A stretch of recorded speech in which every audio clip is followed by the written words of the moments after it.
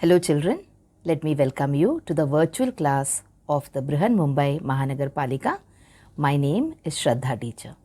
Children, we are in the middle of this COVID-19 pandemic and because of that we are not able to go to school, but that doesn't mean we are going to stop learning. So we are going to do many lessons which are very interesting from your textbook through the virtual class here. So let us do a lesson in English today. So children, the lesson for today will be a lesson in standard 8th. Subject, as you know, is English, which I always teach you. And today's lesson will be a story, it will be a poem, and the name of the story is The Plate of Gold. So now whenever I introduce any lesson to you children, I always tell you that this is going to be a story, this is going to be a lesson in prose, this is going to be a lesson in poetry. But today I said this is going to be a poem also and it is going to be a story also. So now what is this? Is it different from the other poems that we have learned? So this is a poem definitely, but this poem is called as a narrative. Okay, so now let us see the name of the poem once again. The name of the poem is Plate of Gold, and like I told you, it is a story, but nevertheless it is a poem as well. And it is a poem which is narrative in nature. So that means if this poem is narrative, there are other poems which are of different types. That means poetry can be written in different ways or forms. And all these different forms or ways have got different names. Okay? Now, in the younger classes, when you were in the lower classes, you might have learned a lot of poems without trying to understand to which group or category they belong to. Alright, so today before we go to the poem and we read the poem and try to understand the meaning of the poem, let us try and see what are the different types of poems which are written in the English language. And when I explain the type of poem to you, try to recall whether you have learnt this kind of a poem in your younger classes, or have you done it when you were in the 4th standard, 5th standard. Just try to recall. Okay, so the first type of poem here is a limerick. Alright, now children, there are more than 20-25 varieties of poems, but we are not going to look at all of them. We are just going to touch upon 2 or 3 types of poems which come as part of our English syllabus in our textbooks. Okay, so the first kind of poem that we have learnt is a limerick. Some people also call it as a limerick. So now what is a limerick? It is a 5-line poem.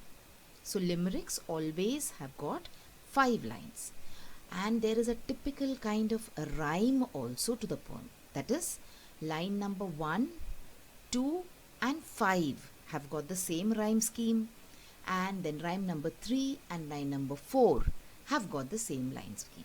Okay, so limerick is a 5-line poem which has got a typical rhyming scheme, the same rhyming scheme. So whichever limerick you pick up, the lines will be different, but the scheme, rhyme scheme will be the same. Let us look at an example to make this idea better to you. So the main point here is it is a 5-line poem. So see this poem, very easy poem, very interesting to read also. So let me read it and then you will realize what the rhyme scheme is. It is already written there. So what is a limerick, mother? It's a form of verse, said brother. So see, mother, brother, the sound is rhyming there. It is the same. In which lines 1 and 2. So here you have another sound, oo, the oo sound at the end, in which lines 1 and 2 rhyme with 5 when it's through. So see, you had the oo sound in the 3rd line, and again you have the oo sound at the end of the 4th line. So the 3rd line and the 4th line here rhyme with each other, and in the last line and 3 and 4 rhyme with each other.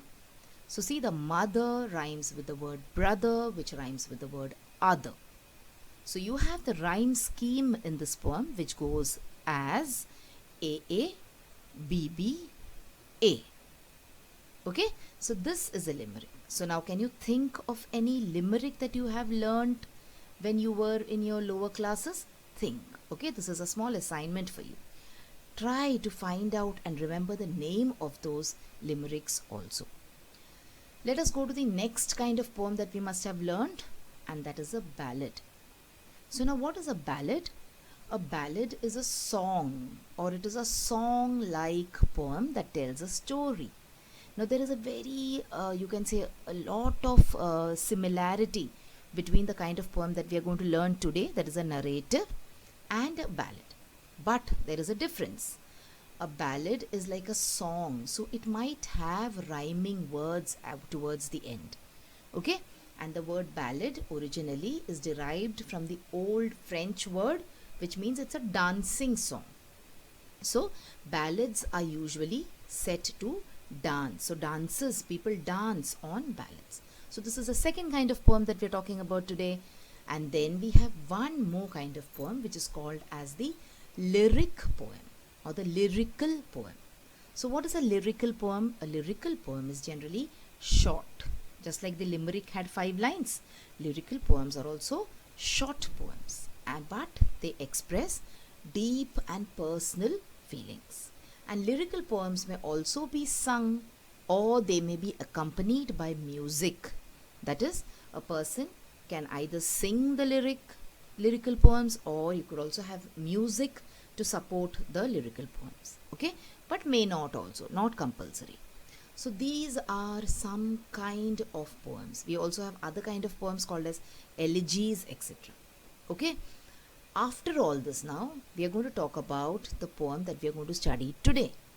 And what kind of poem is that? It is a narrative.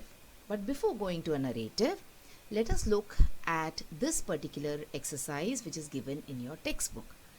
Now this is a poem which is called as a poem with a rhyme. That is a poem in which there is a particular rhyme scheme. Okay, you can also call it as a lyrical poem. So see, they have asked you to read the poem below and fill in the gaps, choosing appropriate pairs of rhyming words to make them meaningful. Now if you open your textbook, children, you will see that in your textbook the words or the pairs of words are given to you in the bracket just after this poem. So now I want you to pause the video here and refer to your textbook and try to figure out which words or which pair of words will fit in which lines over here. Okay, so take a few minutes, pause this video, go to your textbook and figure out the answer, and then come back and check with the answers which I am giving you now. So what is the name of this poem? It is Little Things. Little drops of water, little drops of sand make the mighty ocean and the pleasant land.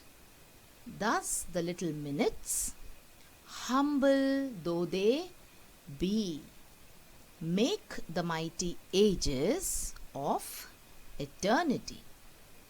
Little deeds of kindness, little words of love, make this earth an Eden like the heaven above. So can you see here? There is a lot of a rhyme here in this particular poem. Sand rhymes with land, be rhymes with eternity, love rhymes with above. So this particular poem, children, it is called as a poem with rhyme. Now the poem that we are going to talk about in today's class or in today's video is called as a narrative. And narrative poems are usually in the form of a story. Okay, so a narrative poem is a poem that tells a story. Now this particular narrative poem will have all the elements of a story. So when you read a story, children, what are the various aspects of a story? So there are characters in the story, there are people in the story, there is a setting in the story. Setting means some stories are based in villages, some stories are based in cities. Okay, there is a plot. There is a plot means there is a real, you can say, what is happening in the story is told to you. So there is a plot, there is a point of view, there is a theme. So you have stories for children, stories for women, all right, stories with moral, etc. So in the same way, A narrative poem is a poem that tells a story. But like in the previous video, we saw that there is a particular rhyme to this particular poem, isn't it? But in a narrative, you will see that there is no rhyme. Okay, the lines, they do not rhyme with each other at all. So, narrative poems are also called as poems written in free verse. So, this is one more type of poem. Poems written in free verse. So, free means what? Free, something which doesn't have any conditions, something which does not have any limitations. And verse means words. Alright, so come on, let's see what a free verse is. So, narrative poems are usually written in a style called as the free verse. So, today, along with reading and understanding the poem The Plate of Gold, I also want you to get a lot of knowledge in general about poetry in English. Okay, so let us look at the free verse now. So, what is a free verse, children? Like I just told you, free means something which doesn't have any limitations, and verse means words. So, a free verse is that poetry that doesn't follow any specific patterns in rhythm, in rhyme scheme, or line length also. Now, in other poems, you will see if the first line has got 5 or 6 words, the second line will also have 5 or 6 words. But in a free verse, there is no line length. You can write, in the first line, you can write just 2 words, and in the next line, you can write 20 words. Okay, that is why it is called free verse.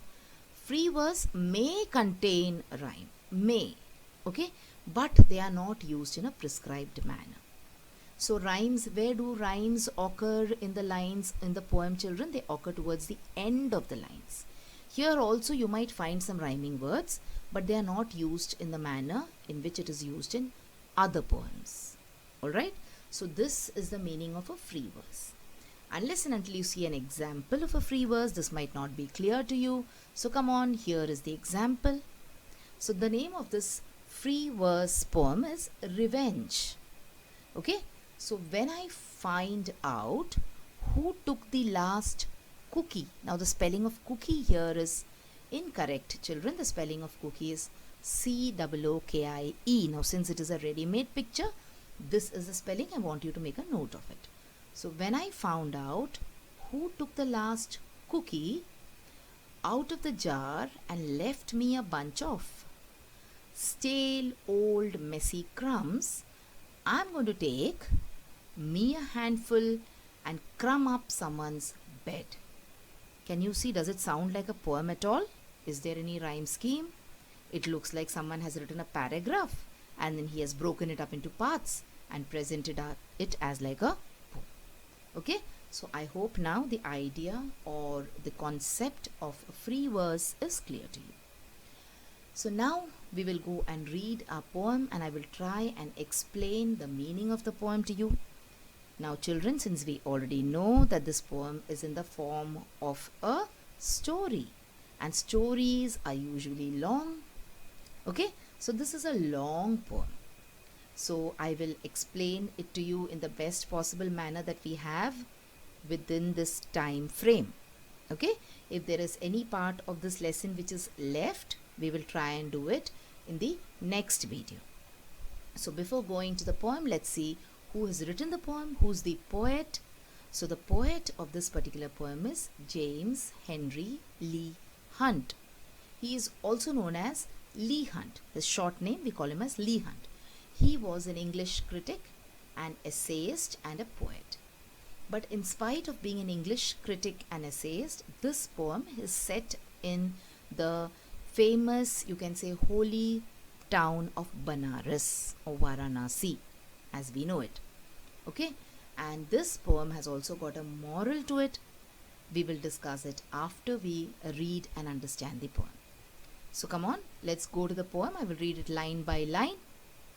So one day there fell in great Banaras temple court a wondrous plate of gold, whereon these words were writ. Now here writ means written. To him who loveth best, a gift from heaven. So there was a temple and in the temple court, court means courtyard, one day there fell a great plate of gold, a wondrous, the beautiful plate of gold fell in the temple courtyard. On it, it was written that this plate belongs to the person who loves the best. Thereat, the priests made proclamation at the midday hour each day, let those assemble who for virtue deem their right to heaven's gift the best, and we will hear the deeds of mercy done, and so adjudge. So the priests, now they had to hand it over. Okay, this was a gift from heaven. So they said every day at 12 o'clock in the noon, that is midday, all those people who claim that I am the person for whom this plate has come down from heaven, they can come here and they can declare what all they have done and how they have been merciful and how they deserve the plate, and then we will make our judgment and we will decide who deserves to have this plate the best. So hence the drama started, and then you will see there the news ran swift as light, and soon from every quarter came. Now you notice here, this is a free verse. The first line has got only 2 words and the next line has got so many words. Okay, so now everywhere the news spread, everywhere. Swift as light means like lightning, the news spread everywhere, and from every corner of the place people started coming. Who started coming? People from all walks of life, nobles and munshis, hermits, scholars, holy men, and all renowned for gracious or for splendid deeds. So all those people who were known for their gracious and splendid deeds, like the nobles, the munshis, the hermits, the scholars, everyone started rushing towards the temple in order to claim the plate, golden plate. Meanwhile, the priest in solemn council sat and heard. And what was the duty of the priests? To sit and listen seriously. Solemn council means to seriously sit and listen to what all each person had to say, what each had done to merit best the gift of heaven. It was a duty of the priest to play the judge now. Okay? So for a year the claimants came and went. Now this drama went on for a year. And then you will see that at last, after a patient weighing of the worth of all, the priest bestowed the plate of gold on one who seemed the largest lover of the race, whose whole estate within the year had been parted among the poor. So, after listening to so many people, now you must have all seen many reality shows on television. Okay, for example, you have reality singing shows in which people come one by one, they sing, and then the judges, they sit and they listen to all the singers, and finally in the end they decide, yes, this is the one who deserves the trophy. In the same way, after listening to so many people patiently for one entire year, finally the priest decided that the person who has donated his entire estate, means all his property, to the poor within a year, is the person who deserves this gift from heaven. So let us see whether he was successful in taking the gift home.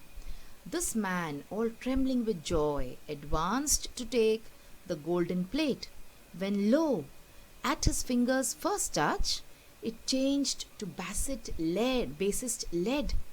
All stood aghast, but when the hapless claimant dropped it clanging on the floor, heaven's guerdon was again transformed to shining gold. So what happened? A very sad thing happened. The man was extremely happy that in favor of so many people had tried to acquire the gift from heaven, but he was a selected one. He was a chosen one. He went, and as soon as he took the plate in his hand, it changed to lead. That is, it completely changed its qualities. Gold is something which is very expensive and lead is something which is least expensive. So it changed to lead, and he was aghast. Aghast means he was horrified. He was, you can say, shocked.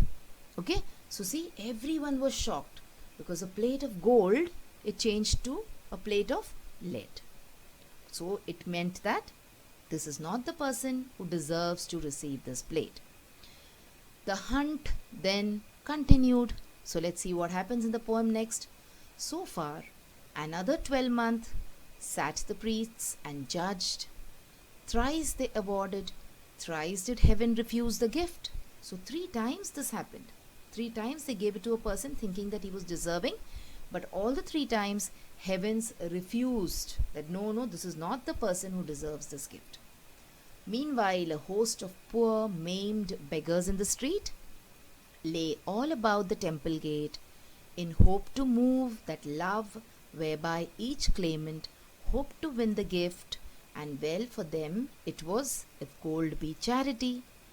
For every pilgrim to the temple gate praised God that love might thus approve itself before the test, and so coins rained freely in the outstretched hands, but none of those who gave so much as turned to look into the poor sad eyes of them that begged. Now see, what happened was, now it continued for another 12 months.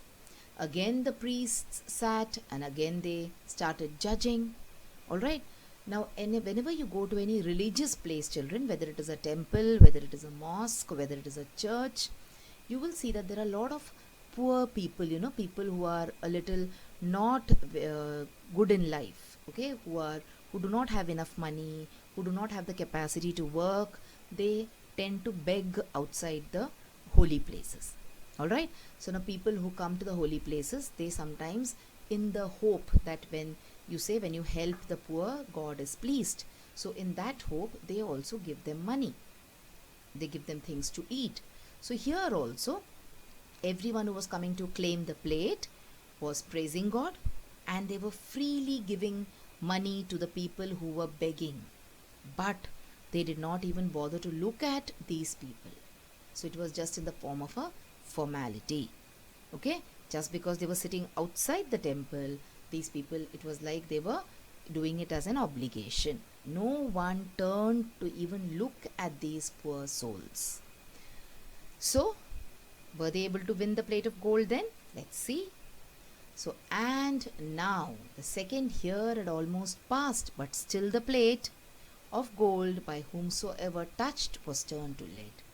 So 2 years passed, but still there was no person who could retain the quality of the plate when held in their hands. Okay, anyone who was touching the plate of gold, the plate was changing to lead. That means they were not fit enough, they were not worthy enough to accept the gift from heaven. At length there came a simple peasant, not aware. A peasant is a person who is a farmer, who farms, who works on the farms for a living. Now there came a simple peasant who was not even aware, he did not even know that there is this kind of a competition going on here, of that strange contest for the gift of God, to pay a vow within the temple. As he passed along the line of shriveled beggars, all his soul was moved within him to sweet pity, and the tears welled up and trembled in his eyes. Okay? So as soon as he came near the temple, he saw all these poor people sitting there, and their hands were all shriveled. Okay, we will see the meanings of some difficult words later after reading the poem. Shriveled means what? Shrunk, dried up. Okay, and as soon as he saw them, tears welled up in his eyes. That is, his eyes were full of tears. And then now by the temple gate, there lay a poor sore creature, blind and shunned by all. So there was a poor person who was sore. Maybe he was suffering from leprosy. He had a lot of, wounds on his body. He was blind also, and because of his appearance, people had shunned him. Shunned him means people used to never go to him. People used to try to run away from him. So there lay a poor sore creature, blind and shunned by all. But when the peasant came and saw the sightless face means his face was so bad, there were so many sores and there were so many wounds on his face that he could not see people, and people also could not bear to look at his face. But when the peasant saw him, what happened is, the trembling and maimed hand he could not pass. He could not just walk past him. So he knelt, he sat down, and took both palms in his hand and softly said, O thou my brother, bear thy troubles bravely. God is good. He said, you're having a lot of troubles now, I know, but bear it bravely because God is good, He is merciful, and He will deliver you from this pain. Then he arose and walked straight away across the court and entered where they wrangled of their deeds of love. What is wrangling, children? Sometimes you will see people going and shopping. When the shopkeeper says that this, you can say, you suppose you're talking about a pen, that this pen is for 100 rupees. You will see people saying, no, no, no, give it for 50, give it for 20, give it for 30. This is called wrangling. Okay. So inside people were wrangling and they were saying, no, no, I am better, he is better. So this kind of thing, competition, contest was happening inside the temple. Alright. So he walked straight and he did not bother about what all is happening there and before the priests.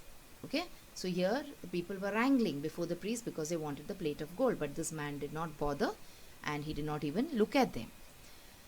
While he listened sadly, then had turned away, but something moved the priests who held the plate of gold to beckon to the peasant. He listened to the people and he shook his head and he said, oh my God, these people are making such a show of the good deeds that they have done. And he moved away, but the priests called him. Okay, they felt that there is something about this person. So the priests called him. So he came, not understanding, and obeyed, and stretched his hand and took the sacred vessel. Lo, it shone. So did it stop shining? Not at all. It shone with thrice its former luster and amazed them all. So it did not become lead. On the contrary, it started shining thrice the amount that it was shining before, and everyone was amazed. All right. Son, cried the priest, rejoice, the gift of God is thine. Thine means yours. Thou lovest best. And all made answers, it is well. And one by one departed. But the peasant knelt and prayed, bowing his head above the plate. With o'er his soul like morning streamed the love of God. So you see, I told you this is a long poem which tells you an entire story. So why did the plate start shining brighter? Because this person, he did not make a show of his love. He did not make a show of his charity. He really was merciful from the bottom of his heart. That means when you are trying to help someone, when you are trying to be charitable, do it with a pure and a kind heart and not because you want some benefit from it. Alright? So this is the entire poem, children. So now we will try and do the remaining exercises that are there in this lesson in the next video. Alright, we have taken up a lot of time just reading and explaining the poem. So what have we done in this part, children? We have seen what are the different kinds of poems. Okay, we saw that poems can be lyrical, they can be free verse, and then we discussed that this particular poem that we have read right now, it is a narrative. Now what is a narrative? A narrative is a poem which is a long one. It is a very long poem and it tries to tell you a story also. So what did we see here? We saw that this particular poem is about a gift from heaven. Okay, one day suddenly there was a golden plate which appeared in the courtyard in a temple in Banaras. Alright, and then it was declared that the person who has got the most beautiful heart, that is a person who loves humanity the most, will be the owner of the plate. And then there started a long race for winning, or you can say a long contest for winning the plate, which went on for 2 years. Okay, and in this meantime there were 3 people who were given the plate of gold, but the moment they took it in their hand, sadly the plate turned to lead. That means they were not deserving. Okay, and then we saw how this person or this peasant who did not have any intention of contesting for the plate of gold won it. Okay, children. So this was the poem. Now let us meet next time to continue with the other exercises in this lesson. So children, now you have watched the video. So after you watch the video now, you will have to complete a few simple tasks. Now you might have watched the video on your computers or your laptops or your mobile phones. Now after you watch the video, what will you do? You will please go to the description box which is given below the video. So what is the description box? See, the description box looks like this. Alright, and after you go to the description box, you will see that there are a few questions there. Now what are these questions about? These questions are about the lesson that we just learned or the video that you just watched. So what will you do? You will think back properly about the lesson and you will try and answer these questions and note down the answers in your notebook if you want. Okay? After that, we have another task waiting. You will also click on the link which you will find in the description box to fill up the Google form. So now what is the Google form, children? It is nothing but a simple form. There are a few simple questions there about the video which you just saw and also about yourself. So these are the tasks now that you will have to complete after you watch each video.